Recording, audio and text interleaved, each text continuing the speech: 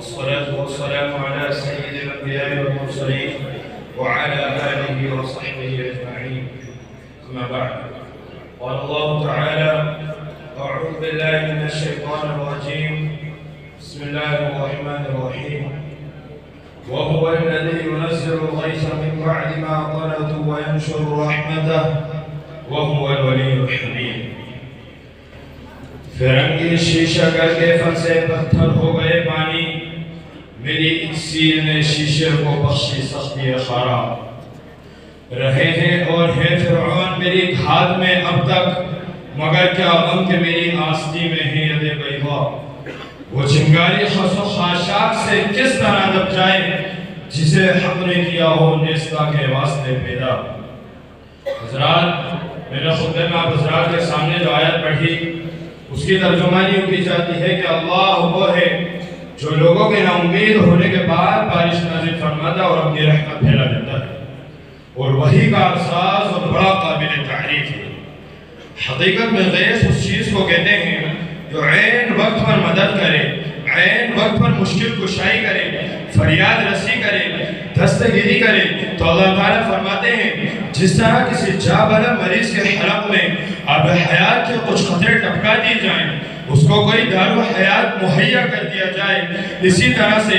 تپتی ہوئی، سلگتی ہوئی، جلتی ہوئی اور دم توڑتی ہوئی زمین پر اللہ تعالیٰ آب حیات کے قطرے برسایا کرتا ہے. وہ فریاد رسی فرماتا ہے اور زندگی کا سامان مہیا کرتا ہے. حضرات، پیاس اور سیرابی، ضرورت اور اس کی تکمیل، مرض اور اس کی مسیحائی کے درمیان ایک ٹوٹ رشتہ ہے. یہ ازلی اور ابدی رشتہ ہے. جب تک پیاس ہے سیرابی ضرور ہے، جب تک مریض ہے اس کے لیے دوا و سامان علاج ضرور ہے. اسی طریقے سے جہالت اور علم، گمراہی اور ہدایت، کفر و ایمان ایک دوسرے کی ضد تو ہیں، مگر ایک بیماری ہے تو دوسرا علاج، ایک پیاس ہے تو دوسرا سیرابی. یہ حقیقت ہے کہ اگر کہیں جہالت ہے تو وہاں گمراہی کا عناصر اپنی تمام تناب و تاب کے ساتھ پائے جائیں گے. اور یہ جہالت و گمراہی ایسی راہیں ہیں جن پر چلنے والا اپنی منزل سے کوسوں دور نکل جاتا ہے، مگر صرف اس کا خیال خام ہی نہیں، یقین کامل ہوتا ہے کہ میں اپنی منزل سے انتہائی قریب پہنچ چکا ہوں. ایسے وقت میں صرف ایک ہی ہستی ہے جو قبلہ نمائی کا کام کرتی ہے، جسے ہم اور آپ مدرسے کی انسیت آمیز نام سے یاد کرتے ہیں. سامعین گرامی، مدرسہ صرف پڑھنے پڑھانے اور پڑھا لکھا انسان بنانے کا کارخانہ نہیں ہے. مدرسے کی صرف اس حیثیت کو تسلیم کرنے کے لیے بالکل تیار نہیں ہونا چاہیے کہ مدرسہ اسی طریقے سے پڑھنے لکھنے کا ہنر سکھانے کا ایک مرکز ہے جیسا کہ دوسرے اسکول اور کالج. یہ بات تو مدرسے کے لیے ازالہ حیثیت اور عرفی کے مرادف ہے. اگر کوئی مدرسے کو صرف اتنا حق دینے کے لیے تیار ہے جیسا کہ پڑھنے لکھنے کا ہنر سکھانے کے لیے بہت سے اسکول ہیں، بہت سے کالج ہیں، کوئی اسکول کہلاتے کوئی کالج، ان کے مختلف معیار اور مختلف سطحیں ہیں، اسی طریقے سے مدرسہ بھی صرف عربی زبان، عربی علوم و فنون، فقہ و دینیات، تفسیر و حدیث سکھانے کا ایک مرکز ہے، ایک کارخانہ ہے، تو یہ مدرسے کی شان میں حدق عزت کا کیس ہے.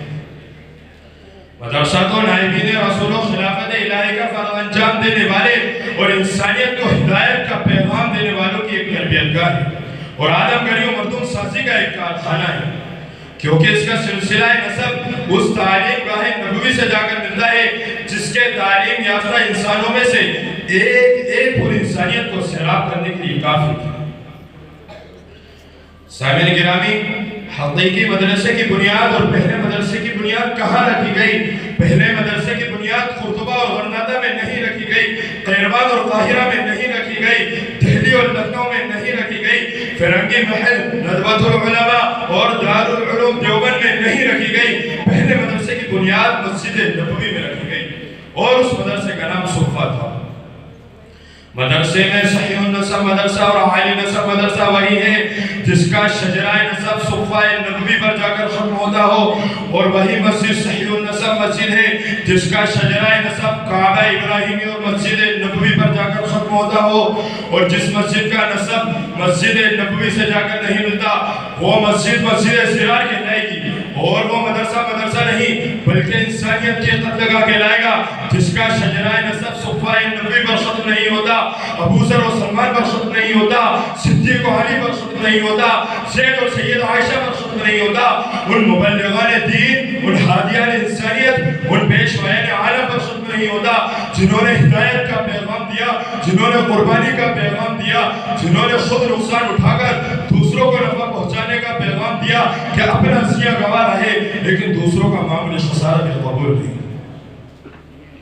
جنہوں نے یہ پیغام دیا کہ اپنے گھر میں اندھیرا رکھ کر دوسروں کے گھر میں روشنی کا انتظام کرو، اپنے پیٹ پر پتھر باندھ کر دوسروں کے بچوں کا پیٹ بھرنے اور ان کو کھلانے کا انتظام کرو، جنہوں نے یہ پیغام دیا کہ مدرسے کا کام ملازمت دلانا نہیں ہے،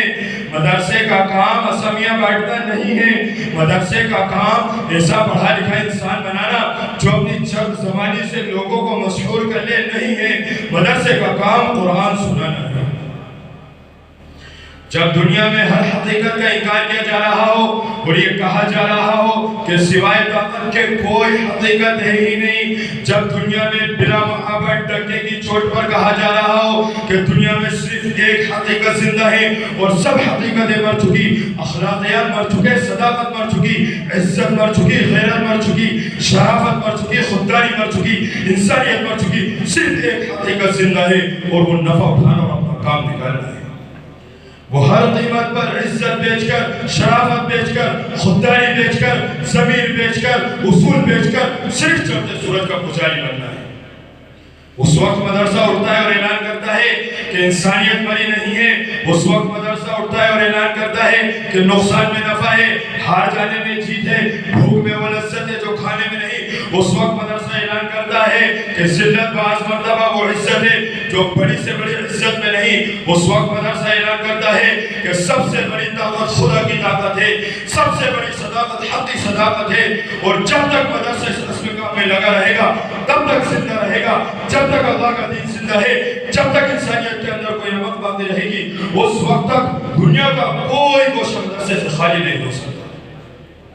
کیونکہ یہ ایک ایسا نسل جو ہے کہ جو دنیا میں بڑی سے بڑی چنگیزی، بڑی سے بڑی کسروی و کیسری، بڑی سے بڑی شہنشاہی اور سور شمشیر سے اس کی لائی ہوئی مصیبت کے زمانے میں کبھی نہیں ہوتا۔